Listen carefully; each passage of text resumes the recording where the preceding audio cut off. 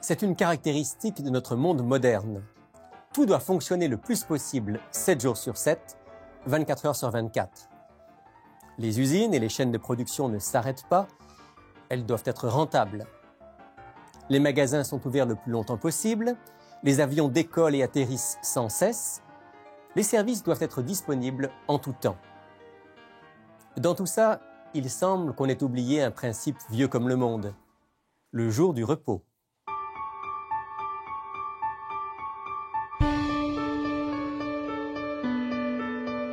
Il est écrit, une émission présentée par Rémi Ballet.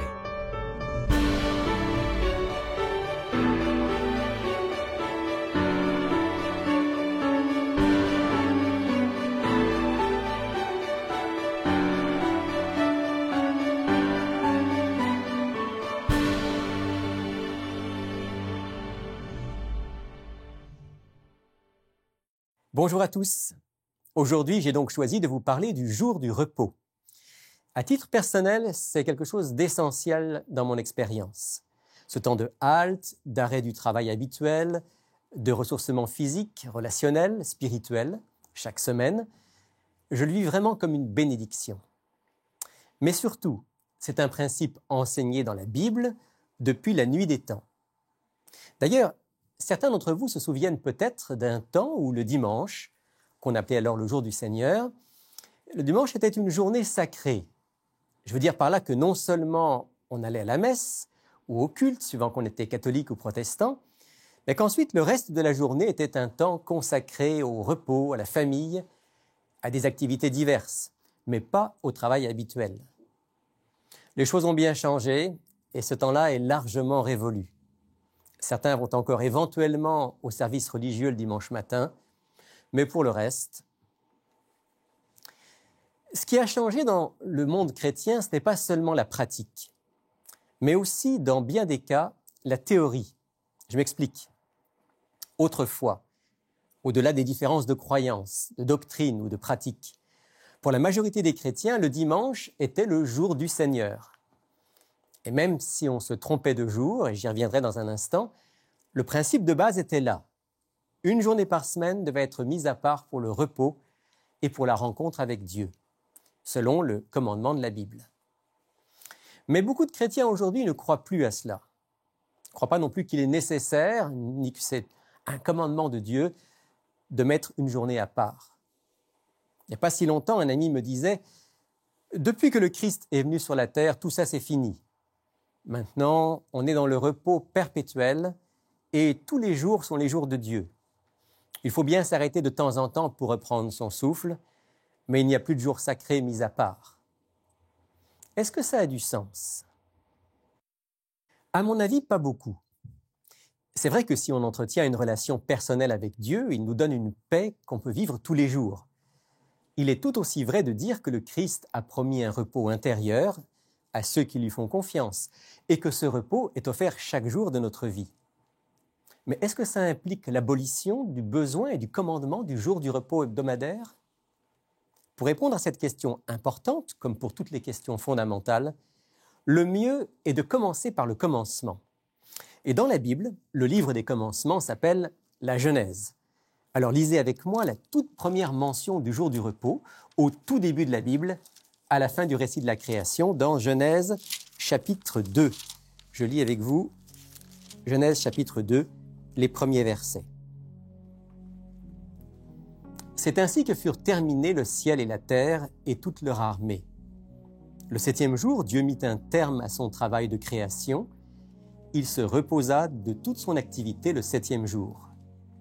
Dieu bénit le 7e jour et en fit un jour saint, parce que ce jour-là, il se reposa de toute son activité, de tout ce qu'il avait créé. Il y a énormément d'enseignements dans ce premier texte qui parle du jour du repos. D'abord, il faut se poser la question de savoir pourquoi Dieu nous révèle qu'il a créé le monde en 7 jours, ou plus exactement, en 6 jours plus 1. Si Dieu est tout-puissant, il pouvait créer notre terre et tout ce qu'elle contient en un instant, et pas besoin de 7 jours.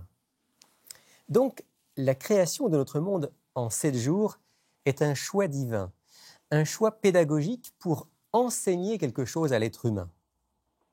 En fait, il y a deux rythmes fondamentaux dans le récit de la création. Le premier est martelé par l'expression « il y eut un soir, il y eut un matin », premier jour. Il y eut un soir, il y eut un matin, deuxième jour, etc. Cette expression nous rappelle que nous sommes faits pour dormir la nuit et être en activité le jour. Même si ça semble évident, je ne pense pas que ce rappel soit superflu à l'heure où l'électricité nous permet d'avoir de la lumière en tout temps et où les médias électroniques nous tiennent souvent éveillés jusqu'à fort tard. Savez-vous que plusieurs études sérieuses affirment que nous dormons en moyenne 1 heure à 1h30 de moins que nos ancêtres d'avant l'ère électrique? Et ce ne serait pas sans rapport avec la fragilisation du système nerveux qu'on constate un peu partout et qui se traduit par de l'épuisement et de la dépression. Dieu nous rappelle que pour notre équilibre physique, nerveux, nous avons besoin de ce rythme fondamental et de nous reposer suffisamment la nuit. Le deuxième rythme de base que Dieu donne à l'être humain dès la création, c'est celui de la semaine. 6 jours d'activité, 1 jour de repos. À l'inverse de la journée, du mois ou de l'année, ce rythme-là n'est pas basé sur un cycle du soleil ou de la lune. Et pourtant, il est aussi vieux que le monde. Il est fondé sur la volonté du Créateur qui, par son exemple, montre qu'il nous faut chaque 7e jour prendre le temps de nous ressourcer et de nous reposer. Mais cette fois, le repos dont il est question n'est pas seulement physique. C'est aussi un temps de connexion particulière avec le Créateur. C'est ce qu'on peut facilement comprendre par l'expression « Dieu bénit le 7e jour et en fit un jour sacré ». Dieu met à part cette journée pour qu'elle soit, de semaine en semaine, un espace de relation toute spéciale entre les créatures et leur Créateur. Voyez-vous, dès l'origine, le plan de Dieu pour l'être humain a été qu'il s'arrête chaque 7e jour. Avant même que le mal ne fasse son irruption dans notre monde, avant que le travail devienne pénible et rende encore plus nécessaire cet arrêt hebdomadaire. Dieu avait pour projet que le 7e jour soit le mémorial de son œuvre créatrice, un temps particulier pour se souvenir d'où nous venons et pour nous connecter à la source de la vie. Un véritable signe d'alliance entre Dieu et ses créatures. À partir de là, puisque ça faisait partie du plan originel de Dieu pour le bonheur de l'homme et pour sa relation avec son Créateur, on n'est pas étonné de retrouver ce principe du 7e jour, jour de repos sacré, au cœur même des 10 commandements, ce que la Bible appelle généralement les 10 paroles de Dieu. Je vais relire avec vous la 4e parole, le 4e commandement que Dieu a proclamé du haut de la montagne, du haut du Sinaï, avant de l'écrire lui-même sur des tables de pierre. On trouve cela dans le livre de l'Exode, au chapitre 20, et je lirai les versets 8 à 11. Souviens-toi du jour du sabbat pour en faire un jour sacré. Pendant 6 jours, tu travailleras, tu feras tout ton ouvrage, mais le 7e jour, c'est un sabbat pour le Seigneur ton Dieu. Tu ne feras aucun travail, ni toi, ni ton fils, ni ta fille, ni ton serviteur, ni ta servante, ni les bêtes, ni les immigrants qui sont dans tes villes. Car en 6 jours, le Seigneur a fait le ciel, la terre, la mer et tout ce qui s'y trouve, et il s'est reposé le 7e jour. C'est pourquoi le Seigneur a béni le jour du sabbat et en a fait un jour sacré. On considère avec raison les 10 commandements comme le cœur de la loi morale et spirituelle donnée par Dieu aux hommes. Ils expliquent de manière concrète aux êtres humains ce que signifie une vie d'amour, de droiture, envers Dieu et envers son prochain. C'est dans ces 10 paroles qu'on trouve des préceptes comme « Tu n'auras pas d'autre Dieu devant ma face »,« Honore ton père et ta mère »,« Tu ne tueras point »,« Tu ne commettras pas d'adultère ». Le fait que Dieu ait introduit le commandement du jour du repos au centre même des 10 paroles montre à quel point ce principe est important pour notre vie et pour notre croissance spirituelle. Mettre à part le 7e jour comme un jour sacré dédié au repos et au ressourcement spirituel, ce n'est pas simplement une option pour ceux qui le désirent ou ceux qui en ont le temps. Ça fait partie du projet de Dieu pour l'homme. C'est à la fois un cadeau et un commandement, un signe de fidélité et d'attachement envers le Créateur et un instrument de croissance spirituelle. Et si vous vous posez la question de savoir quel est le 7e jour de la semaine, les mots eux-mêmes vous donnent la réponse. En français, le mot « samedi » vient du latin « Sabbathi dies » ou « jour du sabbat ». Dans d'autres langues, comme l'espagnol, le portugais ou l'italien, c'est encore plus clair, puisque le samedi est appelé tout simplement « sabbat ». Il ne fait aucun doute que le 7e jour, le jour du sabbat, que le 4e commandement nous demande de mettre à part, correspond à notre samedi, ou plus exactement, selon la manière biblique de compter les jours, du vendredi soir au coucher du soleil, au samedi soir au coucher du soleil. Le meilleur exemple concernant le jour du sabbat, c'est le Christ lui-même. Et quand on lit les évangiles et qu'on repère tous les épisodes où il est question de Jésus et du sabbat, ce qui ressort clairement, c'est que le Christ n'avait pas du tout la même compréhension du jour sacré que les chefs religieux de son temps.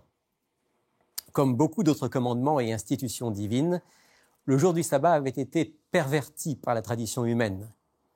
Au lieu de considérer que le temps libéré ce jour-là devait être utilisé pour développer une relation authentique avec le Créateur, au lieu de mettre l'accent sur la bonté d'un Dieu qui pardonne, qui transforme, au lieu de voir le sabbat comme un jour où l'amour pouvait se manifester les uns envers les autres, certains dirigeants religieux avaient fait du sabbat une série de devoirs et surtout d'interdictions. On avait tellement codifié l'observation du sabbat que l'on passait surtout son temps à s'assurer qu'on n'avait pas transgressé l'une ou l'autre des innombrables règles relatives au jour du repos. À titre d'exemple, ce jour-là, il ne fallait pas marcher plus de 2000 coudées, environ 1 kilomètre, de peur de faire des efforts démesurés. On ne devait pas allumer une chandelle, mais par contre, on pouvait demander à un païen de le faire pour nous. Il ne fallait pas cracher par terre, de peur d'arroser une plante et donc de travailler le jour du sabbat. Il y avait encore quantité d'autres règles du même type. Pour Jésus, toutes ces règles étaient des déformations du sens du jour du sabbat. Au lieu de présenter le jour du repos comme un jour de joie, de libération, on en faisait un jour plutôt pénible, une véritable servitude. Au lieu que le sabbat soit un jour fait pour célébrer le salut, le repos spirituel que Dieu nous donne, par sa grâce, par son pardon, c'était plutôt devenu un devoir à accomplir pour obtenir des mérites et s'assurer les faveurs de Dieu. Une vraie déformation de l'Évangile. C'est sans doute pour cette raison que Jésus a volontairement vécu le sabbat comme une journée spéciale, destinée à faire du bien. Dans les Évangiles, au moins 7 miracles de guérison nous sont expressément rapportés comme ayant eu lieu un jour du sabbat. Et il y en a sans doute eu beaucoup d'autres. Une des déclarations les plus claires du Christ par rapport au sabbat se trouve dans l'Évangile selon Marc, à la fin du 2e chapitre. Pour comprendre le contexte, je rappelle que ce jour-là, Jésus et ses disciples se promenaient dans la nature et passaient dans un champ de blé. Tout en marchant, en discutant, les disciples avaient arraché quelques épis de blé. Après les avoir frottés dans leurs mains, ils avaient mangé les grains qu'ils y avaient trouvés. Scandale aux yeux des pharisiens.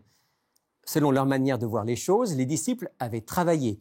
Ils avaient fait une moisson le jour du sabbat. Alors Jésus a remis les choses en place et a rappelé que ce genre de tradition était complètement à côté du projet de Dieu. Et il a terminé en disant dans Marc chapitre 2, versets 27 et 28, je lis avec vous, Marc chapitre 2, versets 27 et 28.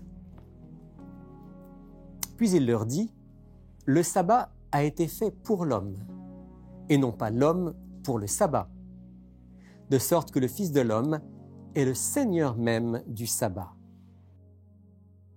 Le message est clair. Le jour du sabbat est un cadeau de Dieu. Il a été fait pour l'homme, dit Jésus, c'est-à-dire pour le bien de l'homme, pour son ressourcement physique, relationnel, spirituel, et ce, dès l'origine, dès la création. Si on veut comprendre comment jouir pleinement de ce cadeau, vivre le jour du repos selon le plan originel du Créateur, il faut regarder à Jésus lui-même, le Fils de l'homme, le Seigneur du sabbat. C'est lui qui est au centre de la journée. C'est lui qui lui donne tout son sens.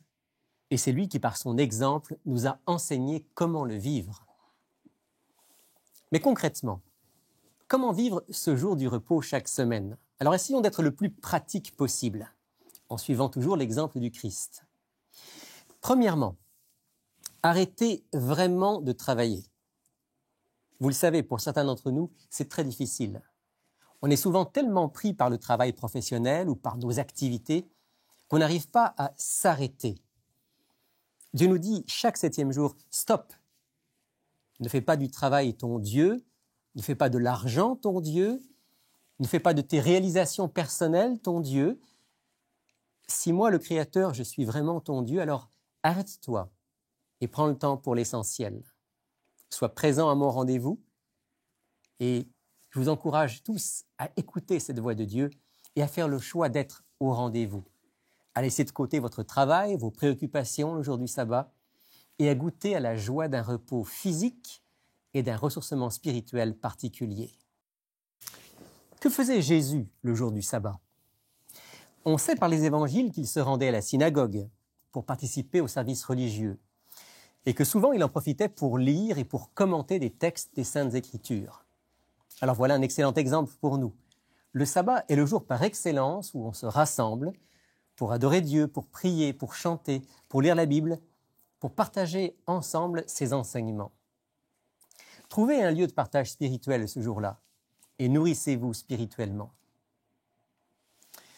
On a aussi vu tout à l'heure que Jésus et ses disciples se promenaient dans la nature le jour du sabbat. Voilà une autre dimension essentielle de cette journée sacrée. Puisque le sabbat est le mémorial de la création, un temps de communion avec le Créateur, quoi de mieux que de prendre du temps pour se ressourcer dans la nature?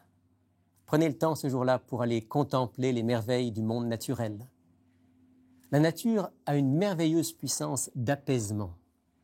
Elle est un facteur d'équilibre dont nous avons absolument besoin. Et elle nous rappelle la grandeur et la sagesse du Créateur. Et si vous allez dans la nature, pourquoi ne pas le faire en famille ou avec des amis, comme Jésus avec ses disciples? Le jour du repos est certainement aussi un jour par excellence pour resserrer les liens familiaux, pour passer du temps entre amis, spécialement avec ceux qui partagent la foi. Un temps spécial pour vivre l'hospitalité et la fraternité. Ça contribue à faire de cette journée une journée de joie, de ressourcement, vécue dans l'amour, dans l'amitié. Et n'oublions pas que le Christ a fait du jour du sabbat une journée spéciale pour faire du bien aux autres, pour manifester la bonté de Dieu. Alors, puisque Dieu nous libère du temps ce jour-là, utilisons-le aussi, suivant nos possibilités, pour rendre visite aux malades, aux personnes seules, à ceux qui ont besoin d'un peu d'amitié, de chaleur humaine, d'encouragement, de prière. Comme Jésus l'a dit, il y a plus de bonheur à donner qu'à recevoir. Il y a bien des façons de faire de cette journée un temps sacré, réellement consacré à honorer Dieu, à partager avec les autres et leur faire du bien. Mais une chose est sûre, plus que jamais notre génération a besoin de redécouvrir le jour du repos que le Créateur a institué dès l'origine. C'est un commandement divin pour notre bien, pour notre croissance spirituelle. Et c'est aussi un signe concret que Dieu a vraiment la première place dans notre vie, que nous voulons l'honorer en lui obéissant et en mettant à part la journée du sabbat. Dans le dernier message de Dieu aux hommes, rapporté dans le livre de l'Apocalypse, on trouve cet appel que je veux lire maintenant avec vous. Livre de l'Apocalypse, chapitre 14, versets 7 et verset 12. Apocalypse 14, verset 7 et verset 12. Craignez Dieu et donnez-lui gloire, car l'heure de son jugement est venue. Et adorez celui qui a fait le ciel, la terre, la mer et les sources d'eau. C'est ici qu'est nécessaire la persévérance des saints, qui gardent les commandements de Dieu et la foi de Jésus. Père du ciel, c'est un grand privilège de te connaître comme notre Créateur, comme celui qui nous aime, comme celui qui nous a donné aussi des paroles de sagesse et des commandements pour notre bonheur. Parmi toutes celles-là, tu nous as donné cette parole qui concerne le jour du repos. Aide-nous dans nos vies souvent trépidantes, occupées. Aide-nous à savoir nous arrêter. Donne-nous par un amour pour toi de savoir nous arrêter ce 7e jour, prendre du temps avec toi, prendre du temps en famille, prendre du temps dans la nature et nous ressourcer dans ta parole, la Bible. Que Jésus soit au centre de nos pensées chaque jour et particulièrement ce jour-là. Je te prie pour chacun d'entre nous, pour que tu nous aides à mettre cela en pratique, que ce ne soit pas simplement une théorie, mais que ça devienne une pratique chaque semaine. Remplis nos cœurs et pour tout cela, nous te disons merci au nom de Jésus. Amen.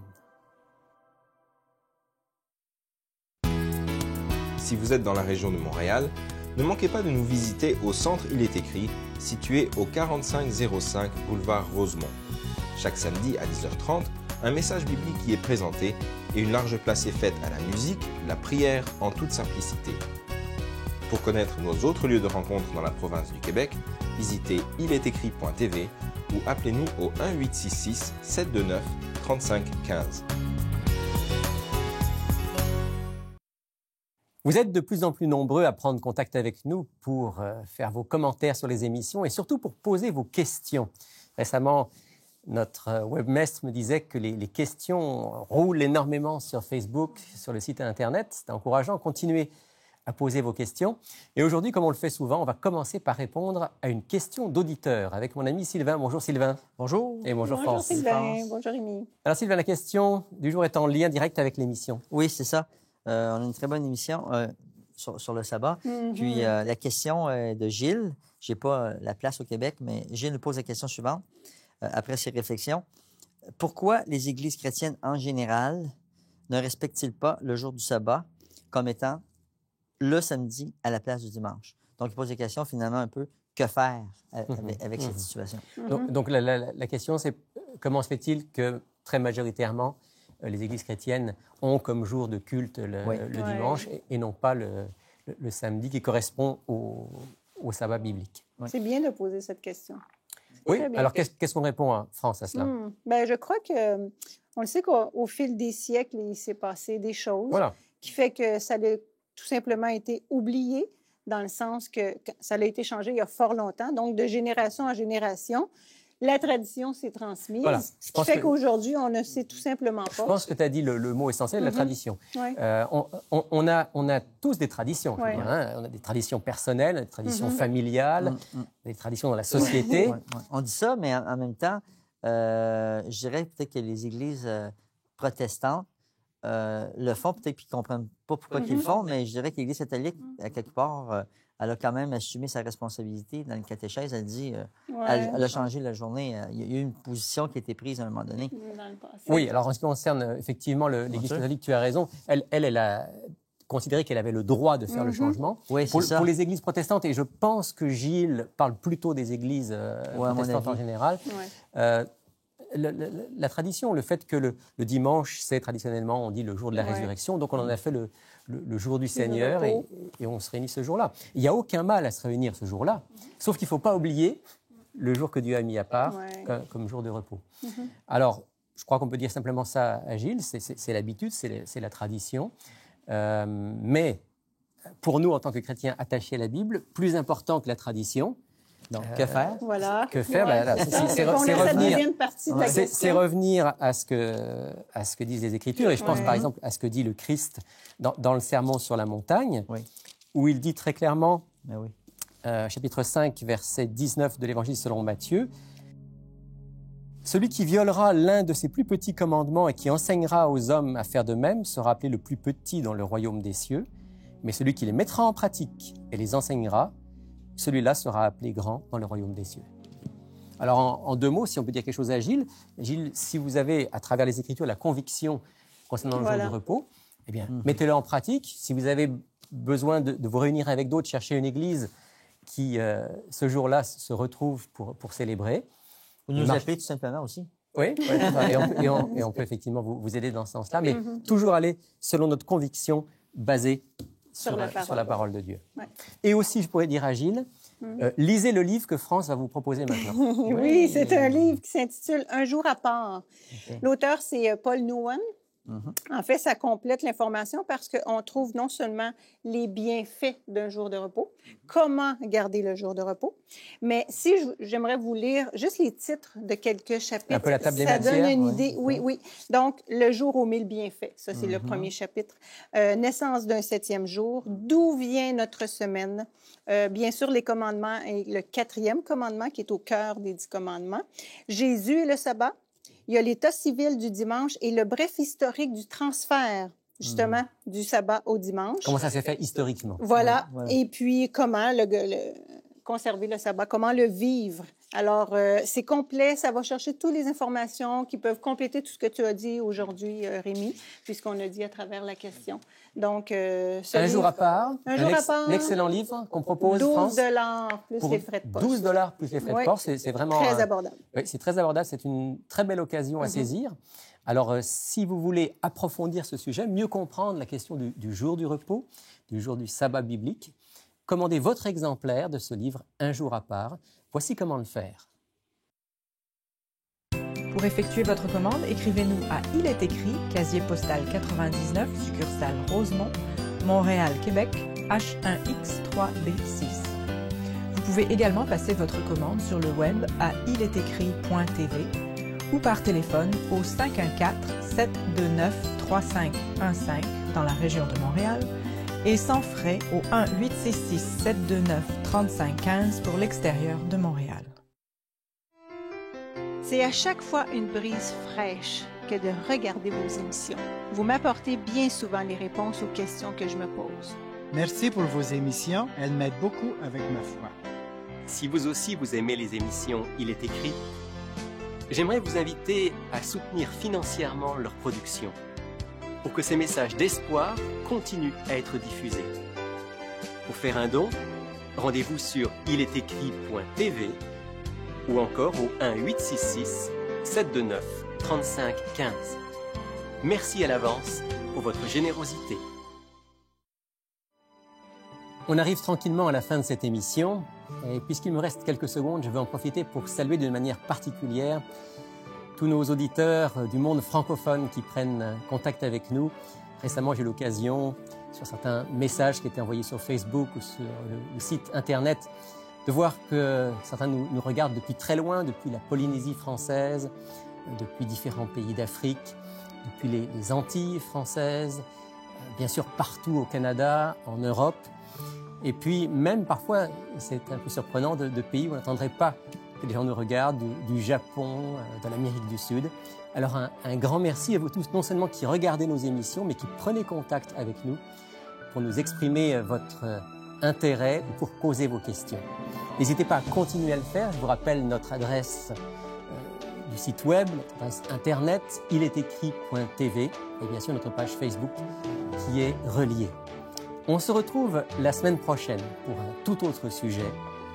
Mais d'ici là, souvenez-vous, il est écrit « L'homme ne vivra pas de pain seulement, mais de toute parole qui sort de la bouche de Dieu ».